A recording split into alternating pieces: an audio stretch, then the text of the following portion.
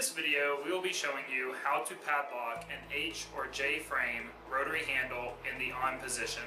As they come standard, they are only padlockable in the off position, and we'll be showing you how to convert it so that it can also be padlocked in the on position. Before doing this procedure, always make sure to consult the safety information provided with the handle and never work on energized equipment. With the rotary handle in the off position, you will turn this knob on the side of the handle, which will open up these three holes.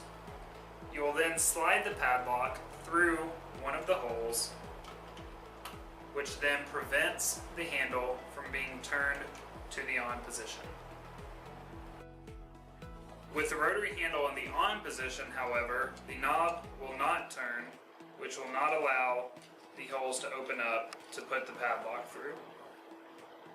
You will turn the handle to the on position, which will reveal this screw in the handle.